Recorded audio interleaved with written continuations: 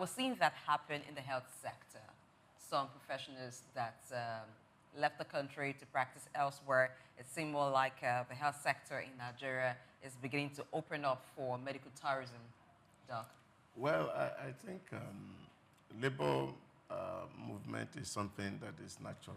People move from time to time when people are looking for better opportunities, and there are a whole lot of reasons that people move. Some people will come back, some people will stay behind. Some people will still live, no matter how beautiful the economy is. So movement will always be there from time to time, but that cannot take away from the fact that in the last 2 years, so to speak, that we have made some significant progress in terms of what government is trying to do to reset the economy.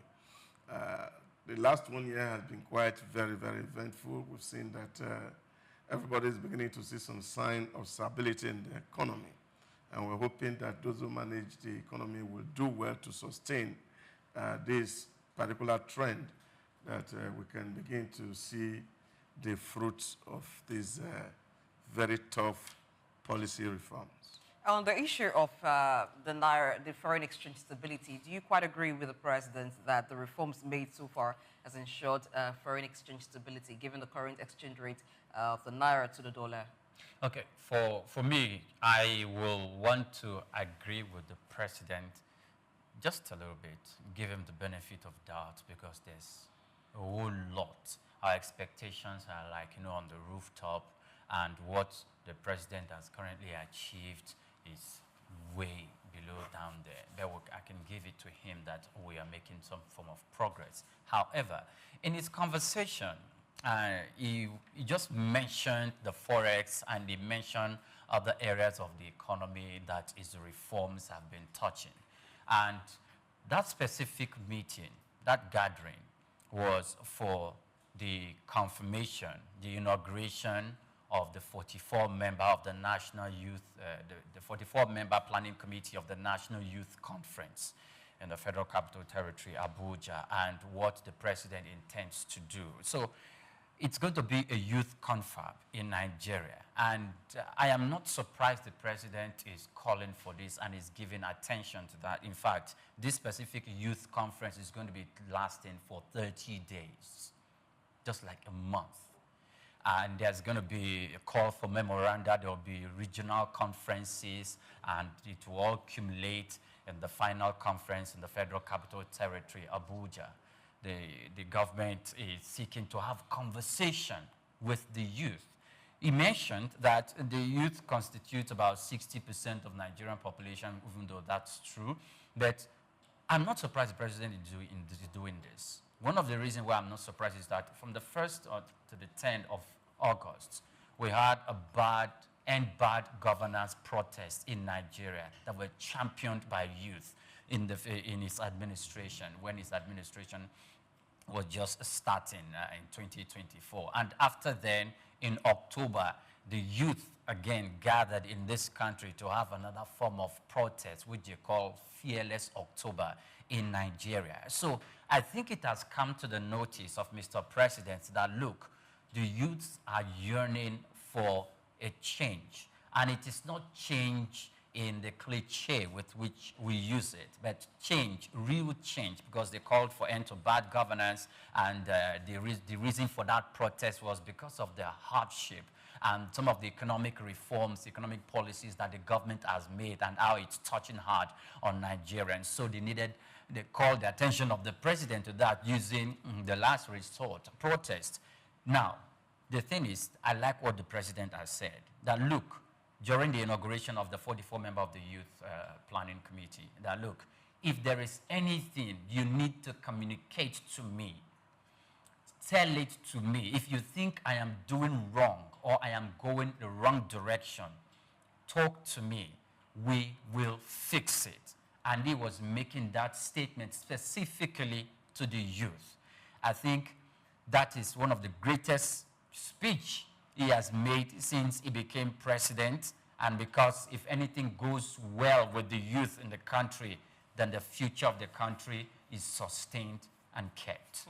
Yes, it's good that the president is willing to listen to youths because you know when you have youth gathered together in such a conference, you have amongst them entrepreneurs, you have amongst them those who are researchers, those who have the energy, the mind to bring about change. So new ideas definitely will be birthed. It's just a ground for innovation, but we also need other enablements to ensure that it doesn't end at conference. Now, I'm glad that you pointed at the part of a memorandum coming from that conference. In 30 days, a lot will happen. It's more like an incubation period. So I would want that after this, the relevant ministries or quarters of government that will follow up on different innovative ideas that have been birthed or shared at that conference will pick it up. I know very well that the Ministry of Digital Economy is doing a lot with youth, working with them. So we need to do a whole lot more because that's one area that youths are inclined to naturally, given the fact that you're young. And a lot of youths came at a time when technology had got into a very advanced level and they're very savvy with it. So it's going to be a good one. But I would wish and I hope that we'll pursue on it and follow up on it and also have clear-cut KPIs to measure our progress after the conference. You see, they say the better predictor of what somebody will do is what he has done before. I don't want to completely agree that it's because there was End Bad Governance Conference that Mr. President is talking to the youth. Okay. That is not the reason why. If you know his antecedents, you understand that he's somebody who has always been around young people all through his days, whether it's from the 1993 challenge of the annulment of June 12 to his 1999 ambition and to sustaining governance in Lagos itself, even before going to Abuja. You will know that he's somebody who is always familiar in that terrain with looking for people who are creative and thinking with ideas. And wherever I can find them, he pulled them all together to see how to get results out of them. So that for me is his nature. If you remember, there was a time they were having this conversation and they invited Sheikh Sani to Abuja after the inauguration, and he was saying to Mr. President, you brought us all into the jungle. You taught us how to protest. So don't be angry when youth are protesting. That gives you an understanding of the kind of person that he is. So I'm not sure that it's because there was embargo government that was quite trying to appease the youth. The truth of the matter is that you find that he has been preparing for this mission for a very long time. And there's no doubt in this country that his ambition to become president was not bettered yesterday. It was not like an afterthought. He has progressively worked his way to be able to get to the point that, okay, say, yes, it is my turn to be the president of Nigeria. And that's what we are seeing happening. Now, when you look at, for example, all the conferences that have been held in Lagos, the Ingbehiate conference and the rest of it, and of course the colloquium that came with his birthday for 2007 up till 2018 or thereabout, you will find that there's always a huge angle to all for this conversation. That they feel that, yes, we have an army of people, but we also need to hear from you to know what you are doing to be able to sustain your ambition. But the big challenge here is the fact that a lot is also happening in Africa, where you are seeing that opposition forces take advantage of whatever they can call challenge in the environment to drive a narrative. And so for me, that conversation will be ongoing, and everybody who needs to succeed will understand that you need this segment of people to know actually what they want to see, where they can feature in. I remember when he went to Okpebholo's campaign in Edo State, he actually said, all these things that people are talking, Yahoo, Yahoo, Yahoo, no, they are not Yahoo, Yahoo. These are talent and named to be harnessed. How do we pull them together so that we can actually put resources in their hand and make them very useful, and Nigeria become the internet or computer headquarters globally. Now, these are things that are coming from him, from selected speeches. But fundamentally, it's the reform itself that people are talking about. And for the first time, we are touching this tax structure that we inherited from the colonial master. That a major work is being done on it for the first time. For the first time, we're also seeing that all the things that we have talked about, local government, which is also very foundational and fundamental to governance, they are being empowered to see how we can drive development from the grassroots. And all these things are targeting what governments are doing. Government is putting money in the Bank of Agriculture. Government is supporting the Bank of Industry to see how we can empower people.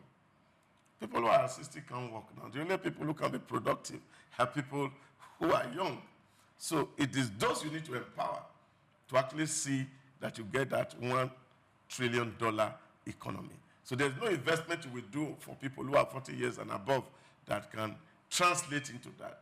It is those who are coming from the other that can actually build that $1 trillion economy. Well, I think if you had said that in Singapore, they would disagree with you, that when you make that kind of investment in people who are 40 and above... Singapore is trying to see how to keep 40 and above relevant so that they don't die very young. But they know that they are... Doc, you know that there is the age-shaming war ongoing. Let's not add fuel to that word. He had forgotten the adage that says life starts at 40.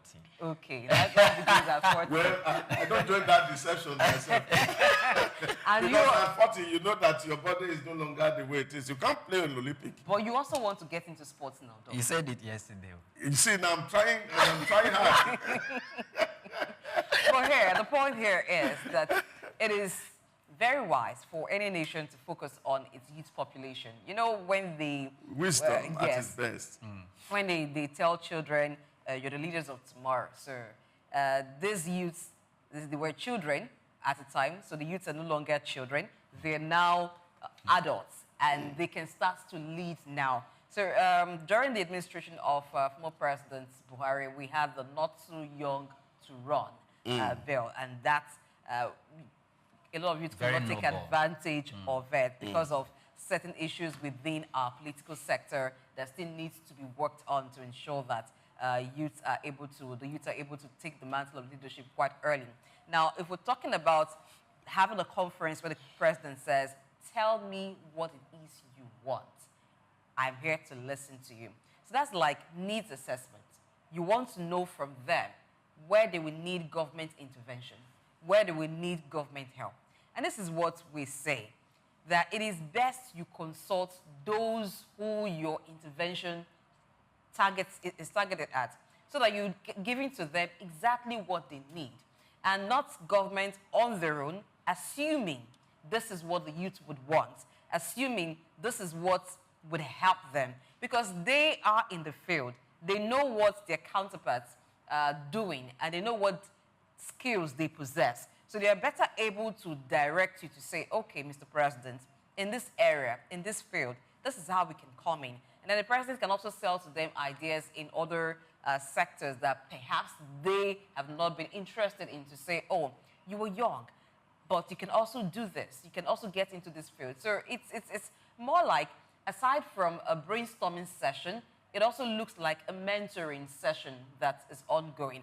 And I really wish that we can make this continuous and also follow up on it, track the progress that is being made, so it will be really a worthwhile venture at the end of the day. I know a lot of youths are going to come out very much inspired. If you talk to them, even as the conference is ongoing, you see that they are ginger, they are fired up to want to make change. But I want that there should be plans to ensure that fire continues burning and doesn't die out 1 month, 2 months, after the conference. Okay, so now one other direction that is still concerning the youth I would want to take our attention to is the NEL Fund, the Nigerian Education Loan Fund.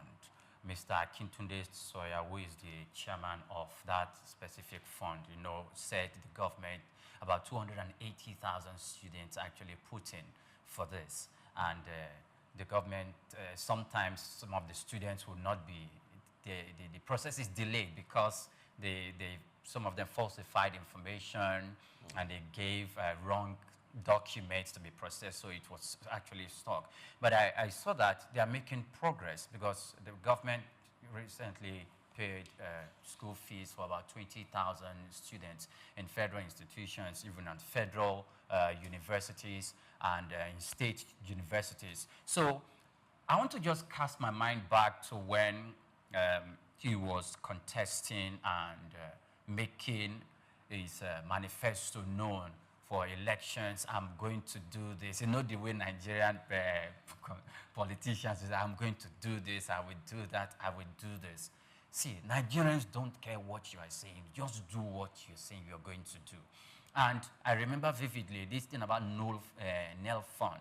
So I'm going to give loans to students, and students will have to go to school and pay their school fees themselves. Vividly, he said it. I watched it.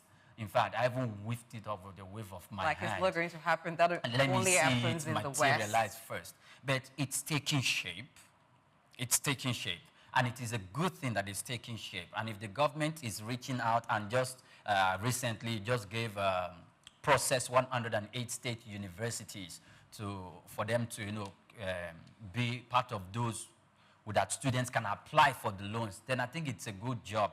Because no Nigerian youth, if this actually works out well, when we start talking about level of education in Nigeria, because it cuts across colleges of education, polytechnics, monotechnics, universities, state universities. So if we continue in that trajectory, I think we'll get to a point where we will need to ask, maybe probably in the end of his first administration, or probably when he's done with government and gone, other subsequent administration should make sure that they uphold and sustain this policy. Because this policy, it's why we attach it to Mr.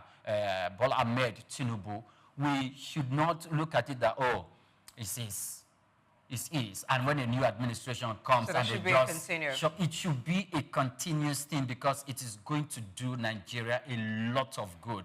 And the time will come where we start looking at the data of people who have university education, or the educated populace in Nigeria. I believe we can attribute one of it to this policy. Yeah, but I think fundamentally what Mr. President had looked at, especially in the NEL fund, beyond the assets, is also the fact that there's been a lot of contradictions, especially from the academic staff, that universities are not well funded.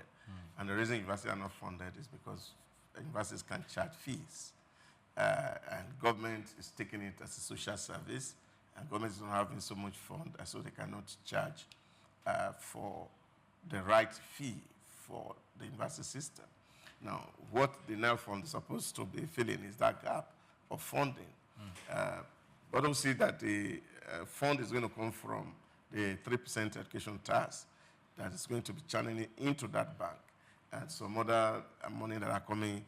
Government is trying to ramp up from all the other investment, and then they're going to put it in that place so that students can have access. But it's again people taking an advantage, because a friend of mine who was in university told me a story of some student who felt that it was again one of those things that we do in Nigeria, that once scheme comes, you just apply and take your money and eat. But the way it's designed is such that the money is not given in hand to the student. So they were expecting that they are going to collect the bulk money in hand. Their parents have paid their school fees, so they have applied and they want it in hand. But rather than paying the money into the hand of the student, what government is doing is actually paying the money direct to the school, the fee. Now, the upkeep is what is given to the student, which is 20,000 every month through the semester. So that helps you to stay on campus. But the tuition is not given to the student, it's paid straight to the university. Again, that helps a lot of people, because I also know in my days, people who had school fees and they had used it to play Bet Nigeria, and then it was Baba Ijebu, and then they couldn't really graduate because they had access to the money. But now these people have their money paid straight to the university, so the prospect of graduating or using school fees for Phones. They bought phones with it. For Bet Nigeria may not be there, but I think it's a plus for the Nigerian students. Although people are also seeing how sustainable it will be in the longer run, it's another thing. But I, for one, just feel that where we should actually be happy on as a country, given the army of people we have, is vocational training, where people are given some unique and specific skill to drive the economy, not necessarily university education. But talking about sustainability, yes, I do hope that it becomes sustainable. You know, it's designed that the payback, the repayment of the loan will begin at NYSC. So from the allowance that they earn during NYSC, they will begin to repay the loans, and which ensures that there is no excuse. So if you start paying at NYSC, for that 1 year period, you would have paid some amount of money back. Even if, as a student, if you use student loan to go to school, you don't get a job after NYSC, but you have paid some of it, so the government gets back money, because people can come under the excuse of, I haven't gotten a job, I'm not working yet, and that makes it difficult to recoup the money back. So it's a good one. We, just like you, hoping that it gets sustained. You know, the bursary system was in place at the time. Some states still do that, pay bursary to indigenes of your states who are in certain institutions, but not all states comply with that anymore. It's like there's no money, so no more bursary education to students from the state government. But if that too continues, it also helps students because, yes, when you're in school, there's a lot of money that is needed to keep you going. And that's why some students are in school, they still do they do jobs by the side, they do trade by the side to ensure that you're able to complement whatever their students. Okay, you regretted not doing business. Not doing business. I was busy in the press club writing articles. But look at where that brought you today. Look at where that brought you today. So look at that on the bright side.